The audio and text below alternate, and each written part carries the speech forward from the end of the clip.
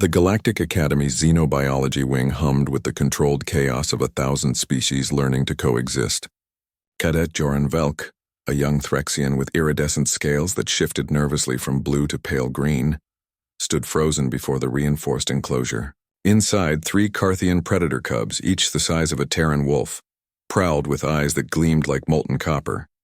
"They can smell fear," Senior Instructor Morven rumbled, his 6 arms gesturing toward the cubs.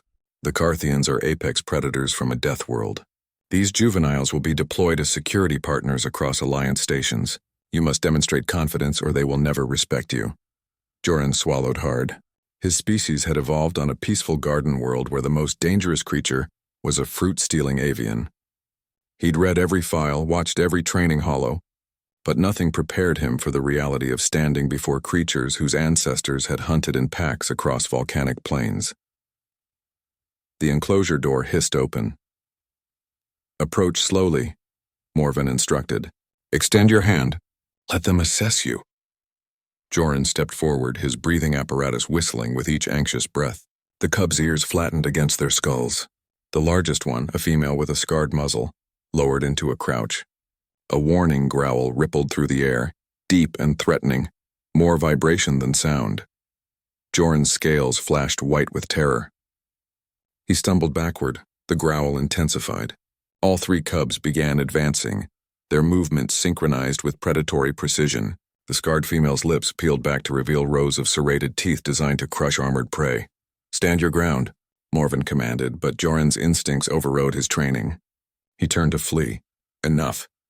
The single word cut through the tension like a blade. It wasn't shouted, it carried no anger, but something in its tone, its absolute certainty, made everything stop. The cubs froze mid-stride. Their growls died in their throats. Captain Lyra Hale stepped into the enclosure. She was human, a species that had joined the Galactic Alliance only 3 generations ago.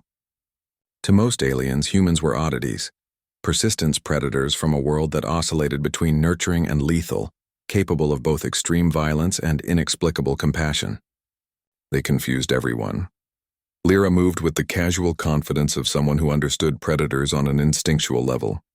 Her boots made soft sounds against the metal floor. She didn't crouch to make herself smaller, nor did she puff up to appear threatening. She simply walked forward, met the scarred cub's gaze, and waited. The female cub tilted her head, copper eyes studying this strange biped. "You're scared," Lyra said quietly, addressing the cub as if it could understand standard. "New place, new smells. All these nervous cadets who don't know what they're doing." She glanced at Joran without judgment. "Can't blame you for being on edge." She extended her hand, not tentatively like Joran had, but with purpose. The scarred cub sniffed, nostrils flaring. Lyra remained perfectly still. Seconds stretched into what felt like hours. Then the cub pressed her massive head against Lyra's palm. Joran's scales flickered with astonishment. Morvan's mandibles clicked in surprise. "Good girl," Lyra murmured, scratching behind the cub's tattered ear. The other 2 cubs approached cautiously, curiosity overcoming wariness. Within moments, all 3 were investigating the human, tails swishing with interest rather than aggression. Lyra settled onto the floor, cross-legged, and the cubs arranged themselves around her, 1 on each side and the scarred female draped partially across her lap. A position that should have been crushing, but which Lyra bore easily. Her hand moved in slow, steady strokes along the female's spine. "How?" Joran found his voice. "How did you do that?" Lyra looked up, her dark eyes reflecting an old wisdom. "My homeworld was full of predators, Cadet. Wolves, bears, big cats. Our ancestors didn't always fight them. Sometimes we understood them, respected them. We learned that most predators don't want conflict, they want security. Territory, pack," she gestured to the cubs. "These 3? They're juveniles separated from their birth pack, thrust into a sterile environment full of aliens who approach them like enemies or prey. They needed someone to be calm, certain, to show them they're safe here." Morvan moved closer, his professional interest piqued. The psychological profile suggested Carthian cubs respond only to dominance displays or pack hierarchy establishment protocols. "Maybe," Lyra said, "but there's something humans figured out millennia ago. Dominance isn't always about strength.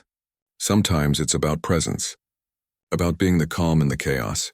She smiled slightly. We domesticated wolves into dogs, turned wildcats into companions, convinced apex predators to sleep in our beds and guard our children. Not through force, through partnership. The scarred cub yawned, displaying those impressive teeth, then settled deeper against Lyra's side with a sound suspiciously close to a purr. We're persistent, Lyra continued.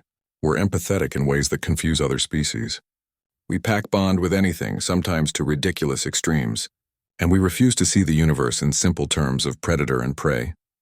She looked at Joran. You were afraid because you saw killers. I see cubs who need guidance. Joran's scales slowly returned to their natural blue. Will you teach me? Lyra nodded. Come here, slowly, no sudden movements. The Threxian cadet approached, his fear transforming into determination.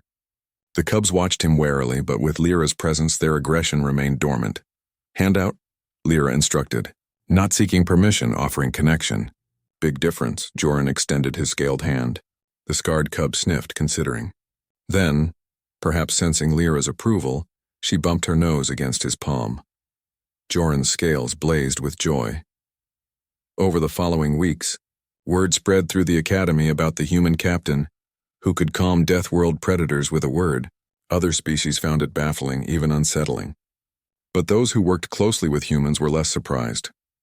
Humanity had clawed its way up from prey species to apex predator through cooperation, adaptation, and an uncanny ability to understand the minds of other creatures.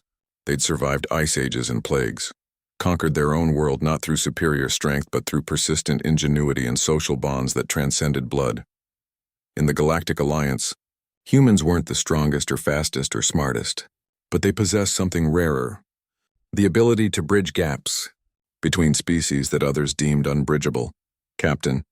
Lyra Hale understood this as she watched Cadet Joran Velk, now, confident and steady, work with the Carthian cubs in their training exercises.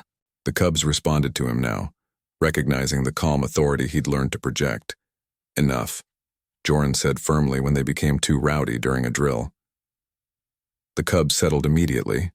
Looking to him for guidance, Lyra smiled. Another bridge built. Another partnership forged. In a galaxy of countless species, humanity's greatest strength wasn't their technology or tactics. It was their refusal to see any creature as simply other. Even predators could be understood, respected, befriended, and that perhaps was the most human thing of all.